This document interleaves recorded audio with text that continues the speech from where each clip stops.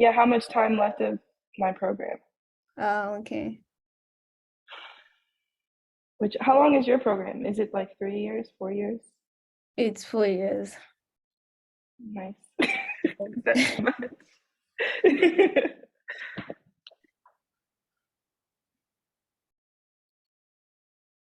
Alrighty, so I will come back here.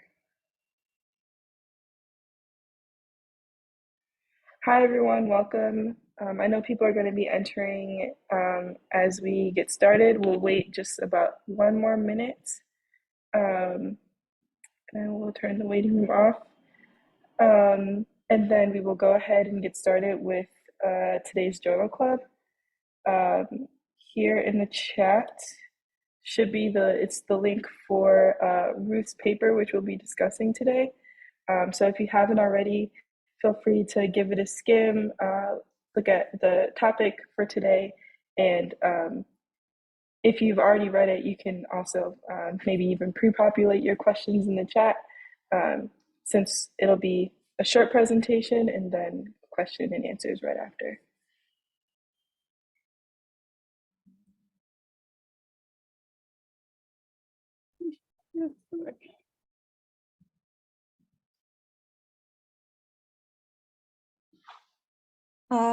Janela, sorry. I'm just gonna share the link with Festus. I think he said he'll join. He Okay, doesn't sure. need to register, right? No, you can just share the Zoom link. Okay. Did you post it on Slack? Here it is. Hold on. I'll put it in the chat here. Yeah, and anyone else, feel free to send to your friends who might want to join today. Okay. I stopped sharing, right? Yes. Okay, just a sec.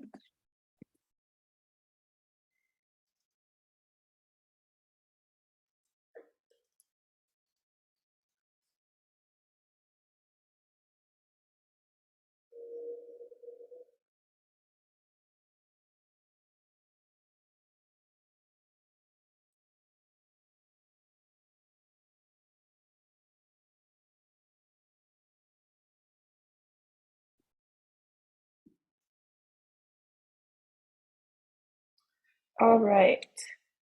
So if you're ready, Ruth, we'll get started. Thank you all again for being here. My name is Janae, and I'm also joined by Melissa, and we run events for BWCB. Today we're joined by Ruth Nanjala, who will be sharing some of her work in our Journal Club presentation today.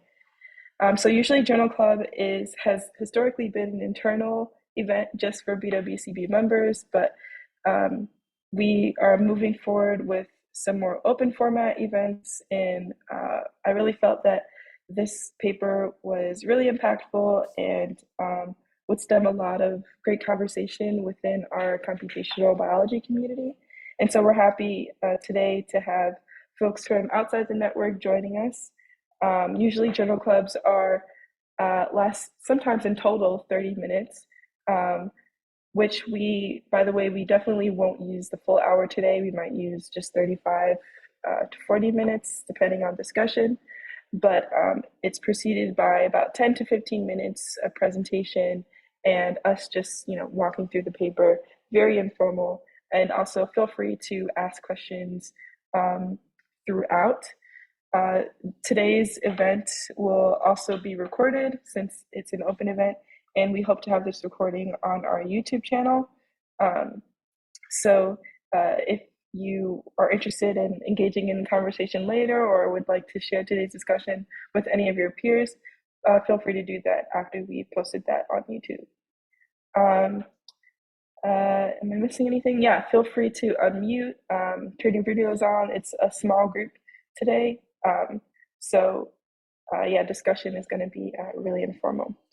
But without further ado, I'll introduce Ruth, who is a computational scientist working on the genetics of the human leukocyte antigen region and its relationship to complex immune-mediated diseases such as rheumatoid arthritis She also works toward addressing the gap in disease diagnosis, prognosis, and treatment, and thus address health challenges in Africa and beyond. She graduated with a distinction for the MSc in bioinformatics at Pwani University in Kenya and the University of Cape Town, South Africa. She has a first-class BSc degree in microbiology from Pwani University, Kenya. She is currently pursuing a Doctor of Philosophy in cellular and molecular medicine at the University of Oxford. She's also passionate about capacity building and has been involved in different projects aimed at building bioinformatics capacity in Africa. These include the Pan-African Bioinformatics Network, H3A BioNet, and the Bioinformatics Mentorship and Incubation Program at the International Center for Insect Physiology and Ecology, which we'll hear more about today. So welcome, Ruth, and thank you for being here. Thank you so much, Jenia. I hope everyone can hear my voice. So our paper was on mentorship and incubation program to build a professional bioinformatics pipeline in Kenya. And these are the authors of the paper, and this work was done at ISIPE. ISIPE is in Nairobi, Kenya. Slides are not moving, sorry. Okay. So the motivation for this is that there is a growing demand for well-trained bioinformaticians to support genomics research, and we do not have bioinformaticians, especially in Africa. And undergraduate training also doesn't support or prepare students for specializing in bioinformatics field. So we've had a few short-term trainings that happen across the continent as well as in the world. So in the continent, especially, we've had the Pan-African Bioinformatics Network, which is the H3A BioNet. Some of you might have heard of this organization. So they've been involved in running short courses such as the IBT. IBT is Introduction to Bioinformatics Training. They've also been running the 16S ribosomal RNA courses, as well as the next generation sequencing courses. So these short-term trainings are useful, but they don't actually fulfill this gap that we have. So we've had like, I have been part of these short-term trainings as a teaching assistant. And also we've had the Eastern African Network for Bioinformatics Training, ENBIT, which in the past 5 years has also worked towards reducing this gap through the MSc program. I was part of the second cohort of this master's program, and this has also helped to reduce the gap as well. So we sort of sought to continue with this kind of work and increase the increase the number of well-trained bioinformaticians that can go ahead and support genomics research across the continent. And this was the motivation for us doing this program. So our approach was using project-based learning, and as well as just mentoring the students that join the program. So yeah, I think I've mentioned this. The aim was to generate a pool of competitive bioinformaticians that can go ahead to do masters or support ongoing research around the continent and even in the world. And also that we are centered on project-based learning and not just teaching and that's it. And we also ensured that whatever we were teaching were mapped to the International Society for Computational Biology competencies. Yeah. So I'm going to talk a bit about the recruitment process and how that happened. So we usually sent out a call in partnership with the Bioinformatics Hub of Kenya, as well as lecturers that are in different universities in Kenya. And these applications were open for a week, and we used RedCap for this. Then once we sent out the call and received applications, we reviewed them rigorously And our key point of focus was the applicants' motivation, their performance, and whether they've had any relevant exposure to bioinformatics before. And then after reviewing the applications, we sort of had like 3 rounds of reviews. So we had the first pass, the second pass, and the third pass. Then after that review, we would invite around 15 applicants for interviews. Then from the 15 of them, we would select the top 6 best performers, and then we would now offer these 6 an opportunity to be part of the internship program for 4 months at ECP. So our curriculum, like I mentioned, it was project-based learning, but before we actually moved into the project phase, we sort of trained the students within the first 2 months first. So within the first 2 months, we would teach them basic programming concepts, bioinformatics concepts, and also soft skills as well, because we were also interested in mentoring them. So we would help them like develop a roadmap, learn how to communicate and how to collaborate and how to manage their data and all that kind of work. So yeah, so this is this just summarizes how the curriculum looks like. So the base skills, the programming skills. So we focused on Python, R, and Bash. And for reproducibility, we did Git, Docker, Singularity sort of work. And then with bioinformatics, we looked at different sequencing techniques, file formats, and so on and so forth, as you can see highlighted here.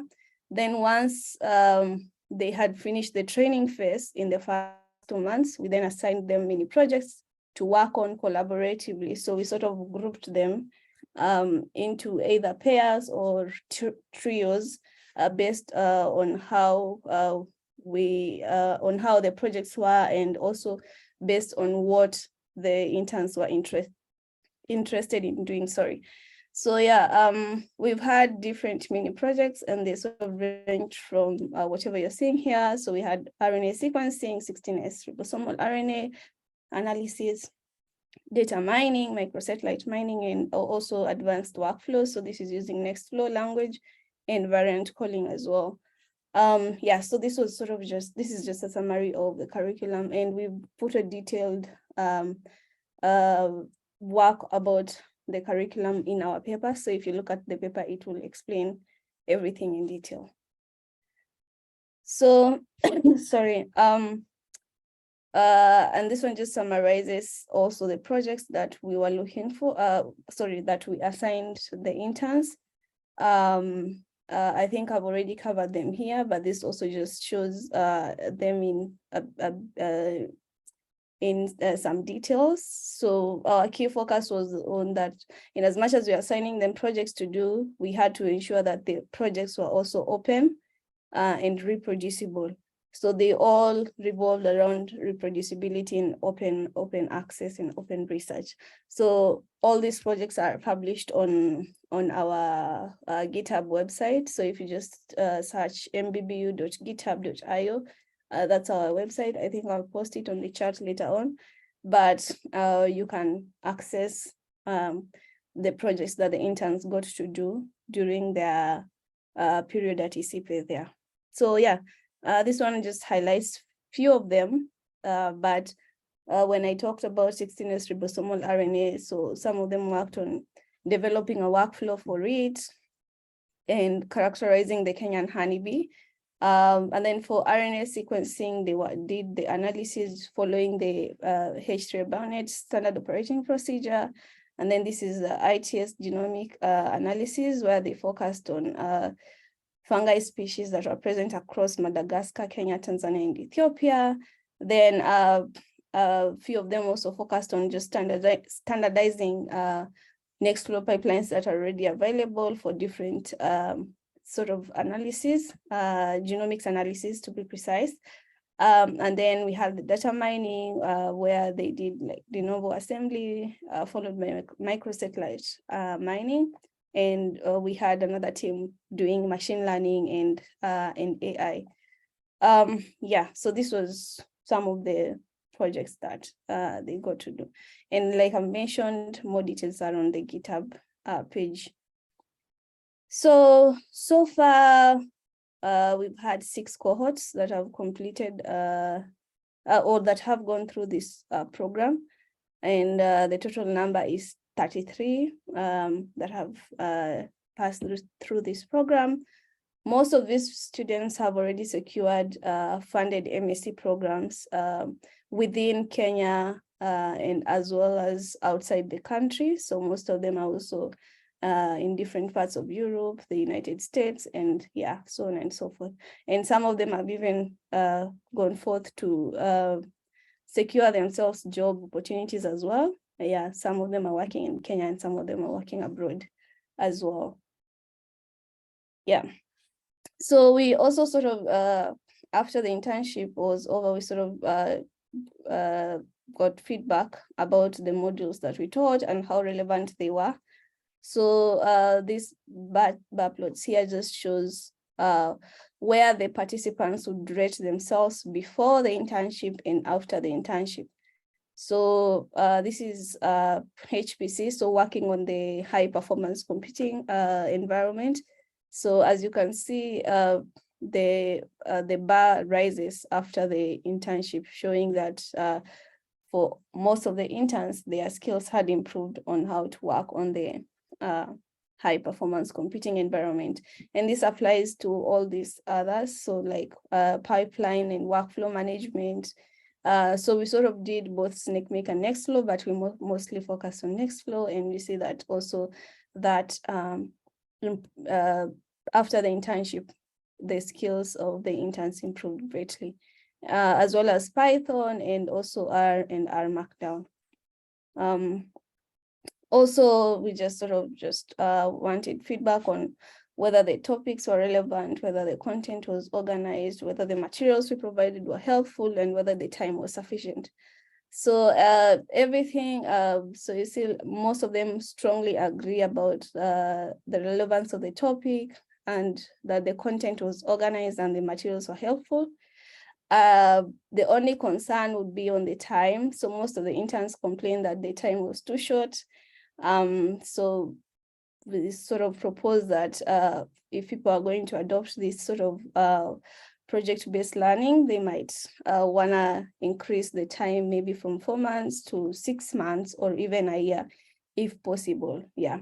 So for us, we were limited by funding, and also we had to sort of get different trainees over the period of time that we had.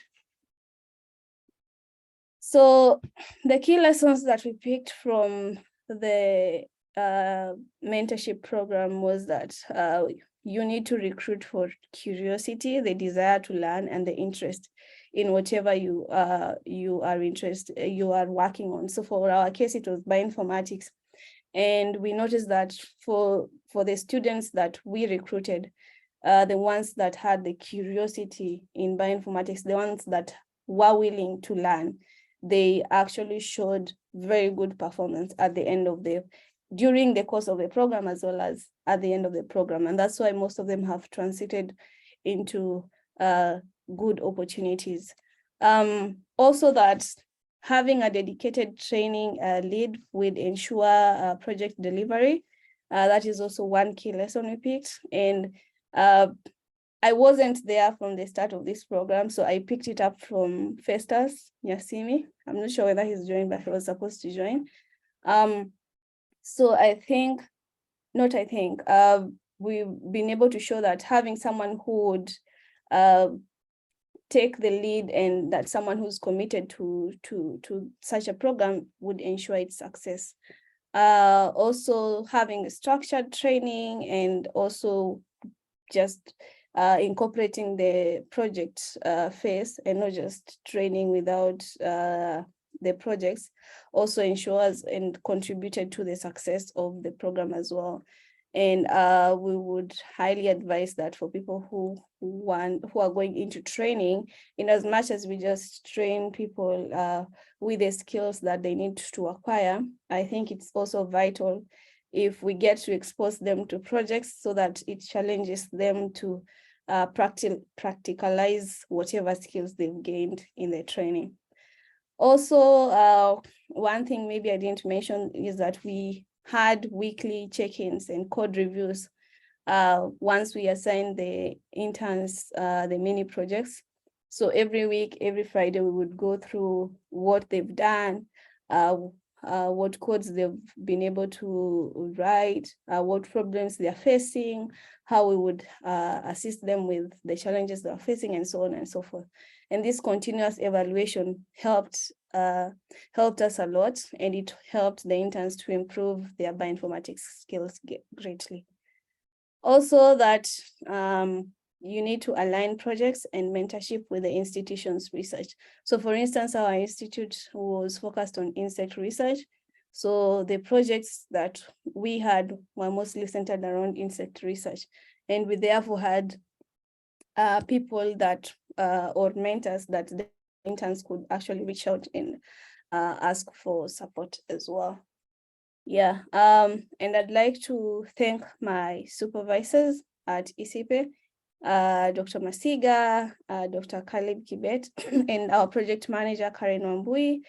Also, I'd like to thank Festus, who was my predecessor. He was the one that was the training lead before I took over from him. And then Nehemiah, who took over from me once I moved to Oxford, as well as the MSc fellows, Laura, Winfred, Eric, Ken, and Gladys, who also helped to support this program as well. Also the interns for the willingness to learn and the willingness to commit to the project, to the program for the 4 months that they were there. And our funders, of course, H3 Barnett and ENBIT. Yeah, thank you.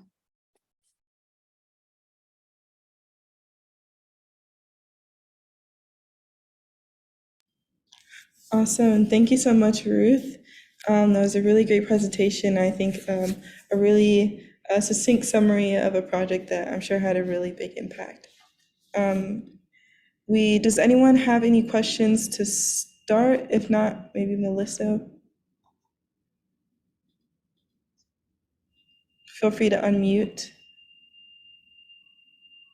Hey Ruth, thanks for giving us this talk. I really enjoyed learning about the program, and I'm curious to know about like the timing of it, since it was 4 months when the participants indicated that they wish they had more time.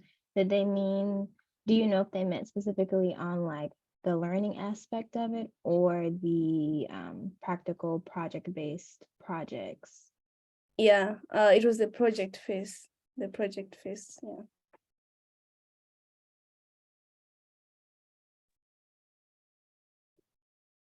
Thanks. Yeah, and just to add on that, I think we also had some of the students who were also, depending on how fast they learn, some of them also required more time to learn different kind of skills. So it varies between different students. Yeah, so I guess kind of going off of that, how did you account for those varying speeds of either picking up new skills, or how did you kind of make room for people to kind of find their niche? Because I know a lot of these skills are really important, but some things you use every day, some things you never use, depending on your interests. How did you both account for that? Okay, so I'm gonna respond to that before I invite Festus. So what we actually did before assigning the mini projects, we actually asked the interns what they were actually interested in. And even in the course of training, we would pick out the intern's interest. So we would notice that maybe this one is interested more in the software development. This one is interested more in this kind, because when we are teaching, we also give them exercises to do, and we will pick out the enthusiasm of people doing different tasks. And as well as just asking them, okay, what kind of research are you interested in, or what would you like to do? And then based on also what projects are available at the center, we would try to sort of link their interests to the available projects. were not always able to find everyone's interest and then find a project that is well suited for them, but we would try to find something that is close to what they were interested in. Yeah. And then about the pace, of course, we had some students that were fast learners, some were a bit slow. But how we helped the ones that were a bit slow is by pairing them into groups. So we would identify like, okay, this one is good with this one is not good. So we pair them together and then assign them a task and then say, okay, you need to help so and so to also understand what is happening as well. Festus, do you want to chip into that? Yeah, I mean, we have covered almost everything. Also, I think during my time also used to do the morning stand-up meetings whereby would ask, give them assignments the previous day, and then in the next day they're like they would chit chat on what progress they have made on the assignment. But also when you're making the groups, like mixing, you make sure that if you have a good student, you make sure you also pair them with person who's struggling so they can be able to learn together in that. Also, providing some time for consultations. I think I used to work with the open office policy whereby anytime they have a question, they just come and ask. Yeah. I thought it was really also important that you sort of aligned the goals of the program with the ISCB competencies. My question was, which ones did you focus on? I mean, the list is kind of extensive. Which areas did you decide to focus on for the level of the cohort that was coming in?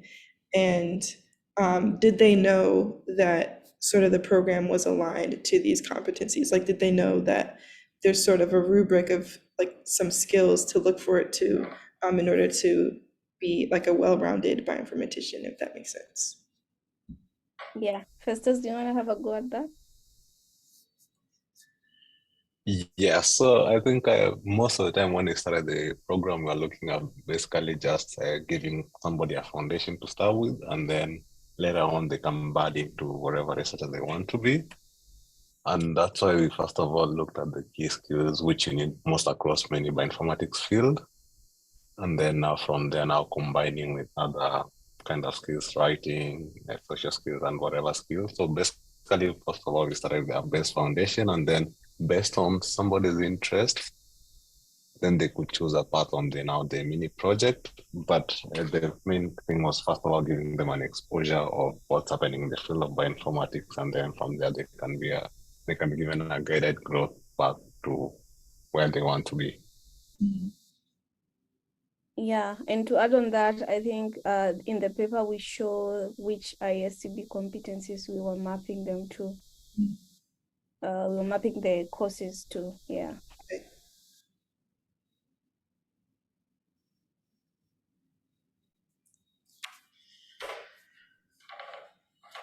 I'm curious to hear more about the open science-ness of the program and why that was so important to integrate, and also what challenges came with that aspect of having the participants share their work on GitHub. Considering we taught them how to use Git and GitHub to make their work reproducible, I think once they were able to pick up that aspect, sometimes it's easy to forget to update your work and all that on GitHub, but we always made sure that after everything that they did, they were able to refresh or repost it on GitHub so that it's still open access. Yeah, so I don't think we had a challenge there once they were able to understand how to do it and understand why they are told to do it. Just to add on that also, I think for me, one thing I used to do is ensuring that I tell them everything I'll be checking it on GitHub. So if you're doing some sort of analysis, all the code you used, because you used to do also doing the code review kind of thing. So I used to tell them I need to see the code on GitHub, and then we can do the checking from the GitHub.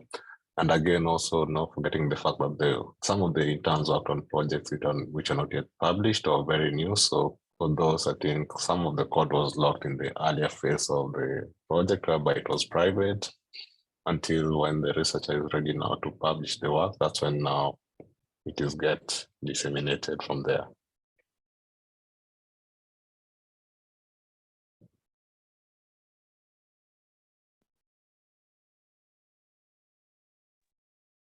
In terms of the code reviews, could you talk a little bit more about like what that process looks like and what specifically you were looking for when going through the participants' code? Yeah. So what happened was so after every week, so on Fridays, we'd have like sort of presentation session, and like I mentioned, we had sort of either paired them or put them in trios, and then we would have a group or a team presenting the work they've done, but instead of presenting the biology, they would present the code. So, okay, this is the task you are trying to achieve. This is the code we used, whether it worked, if it didn't work, what problem they encountered, or if it worked and they had problems, what problems they had faced and how did they solve it. If they are still stuck, then we would help them to debug the code. So it was more like presentation, but presenting codes rather than the biology. And then we walk through the code. So, okay, you've said that maybe we want to view a VCF file is BCF tools view. What does that command do? And what options, the options you are using with, do you understand what they actually do, or are you just copying and pasting? Yeah, so that was, yeah, what we did, the code review. That sounds really helpful. I would have definitely appreciated some of those sessions when I was learning like my fundamentals. Yeah, for sure. So how did you kind of evaluate? You mentioned really, of course, a lot of the program is focused on the mentorship and like building people's soft skills. Yeah. So how did you like casually or maybe more formally evaluate those as compared to the technical skills that is constantly talked about? Yeah. So with that, we also provided them the, what are they called? The Google documents, and then just asked them. So we had formal sessions actually for the soft skills in as much as we had the formal sessions for technical skills. So we had slots allocated for communication, whatever. And then we would give them quizzes during the session and after the session. Then ask them how useful they felt that was, and whether there is clarification they needed, and yeah, so things like that. Yeah. Nice. And so we have a question from Win. Sorry, did you want to ask, or would you like me to read it? I can. I just didn't want to like interrupt if there was somebody else who had a question. So I'm kind of like a hanger on just to learn from you all. Yeah, I was just curious. This is so impressive. I guess I was just curious about like the history of the existence of the program within ECPay and like what the driving forces were to make it come into existence, and if you like yeah, how it's funded, if you foresee any challenges, or you're seeing it like moving forward into the future, what would make it like sustainable kind of. It sounds very cool. Thank you. Yeah, I think Festus can respond to that.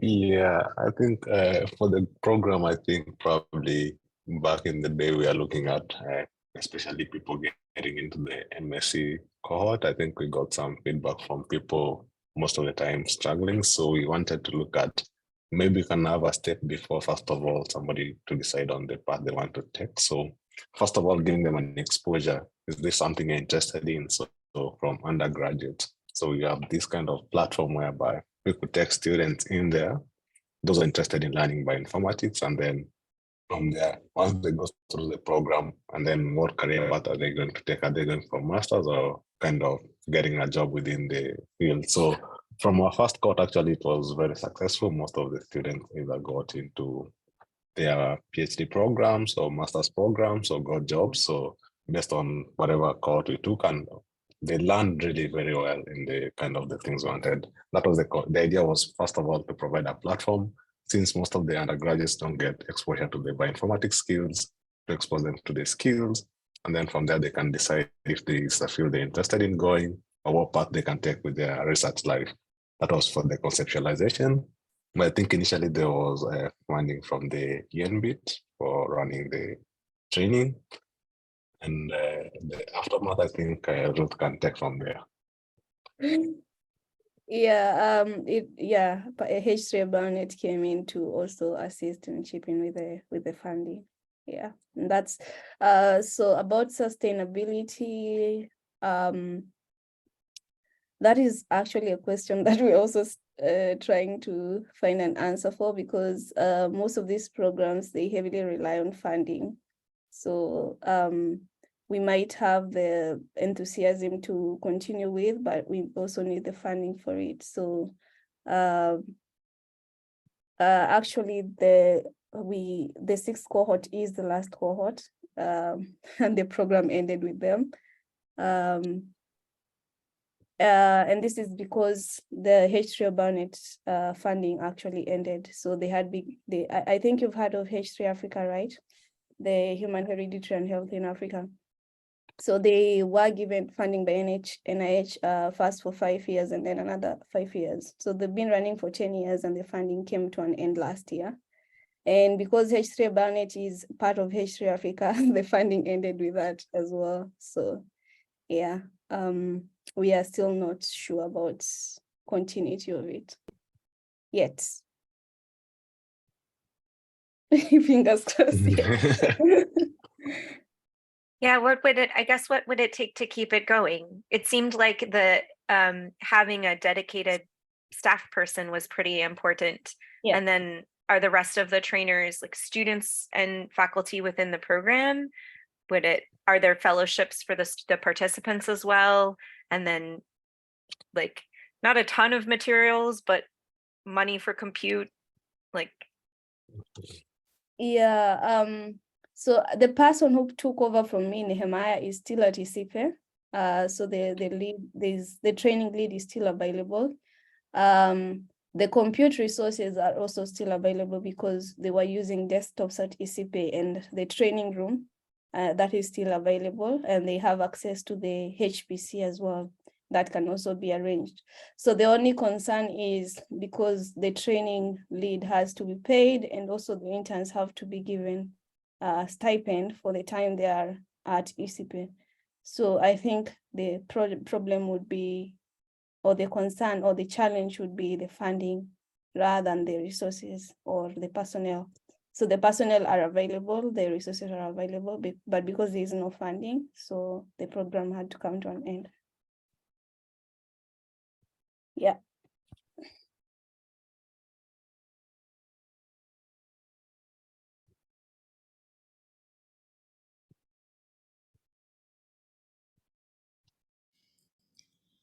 So with that in mind, I guess, what would be the biggest, maybe not takeaway, but biggest message you would want to share with someone, or a funding entity, about like the significance of the program and like its impact?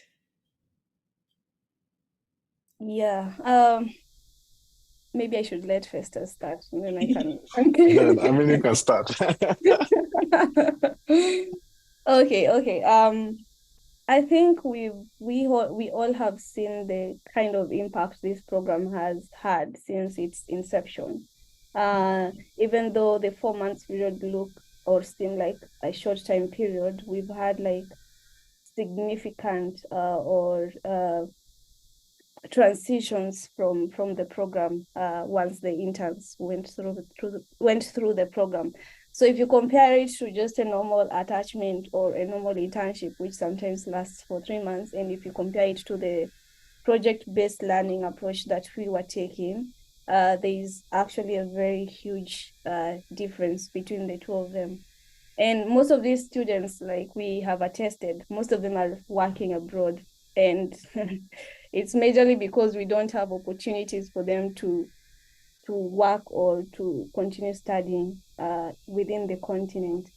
And also that is because of funding, and also because of lack of such training opportunities. So I think in Kenya, we have 3 universities that are currently offering the MSc in bioinformatics course, but you also need to get funding to be able to do the master's. Otherwise, it's also expensive to do it.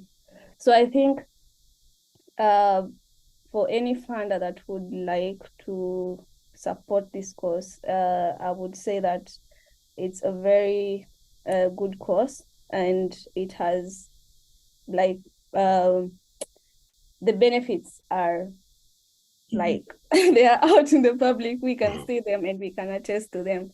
Actually, some of the interns are in Kenya still. Some of them are yet to secure opportunities. But because of the kind of skills that they attain, I think it's just a matter of time before they get one. Yeah. And Festus can now add to that. I think you have covered much of the stuff. So I think the value of the program, personally, when I look at it, I'll say like, if I had such an exposure once I did my undergrad, probably I could be a few steps ahead of my career right now, looking at it from the hindsight, but I mean also it has been a good experience. Also seeing that whatever the students you take through the internship, seeing them graduate to different things, I mean, it has been a good experience so far. And the impact is huge. I don't know how, because people used to, from also we have the bioinformatics hub of Kenya, so they keep on checking, hey, are we having this internship thing again? So I'm like, sometimes I'm afraid to respond, okay, no, yes. So yeah, but also with that, also whatever you're trying to do is also to do a community-led kind of training through the hub, whereby now, if we cannot have the internship program, we can have people who have gone through the internship program, or maybe experts in the field, whereby they can have a community kind of led training. We can organize some sort of boot camps or hackathons through the hub, like. But again, when it comes to the context of the community, it's a different perspective. You don't get people to volunteer and everything else. So, but yeah. Yeah, and also I just remembered that after every iteration, the number of people that applied for the next iteration was like double that number or triple the number. So after every iteration, we had so many applications to look at. We had so many brilliant students applying for them, but because we only had funding for 6 people, we were limited to choosing only 6. Actually, at first we were only choosing 5. Then we sort of decided to add one more person. But we had so many students that were, even some of them who are not in Kenya, but they wanted to come and do the program in Kenya. But because the funding was only limited to 6, we had to like restrict ourselves to 6. So if we can get like more funding to support more students to do such a training program that involves not only the training aspect, but the the project phase, I think that would be very ideal to increase the bioinformatics expertise within the continent and as well as the world, because we have so much data that is being generated, but we're still lacking expertise for it. Yeah. So my final question actually surrounds the program is already widely successful. So one, if you were to cater more towards funneling people into PhD programs versus master's programs, do you think you would change anything about the structure of the program? Does it not necessarily matter because people end up having to go abroad for studying after undergrad anyway? Not really, because like I mentioned, I went through the ENBIT program. Eastern Africa Network for Bioinformatics Training, as well as Festus. Festus was part of the first cohort. I was part of the second cohort. And for ENBIT, the training was done in Kenya and Uganda. So Pwani in Kenya and Makerere in Uganda. And we had students coming in from Uganda, Kenya, and Tanzania to do the MS in bioinformatics course.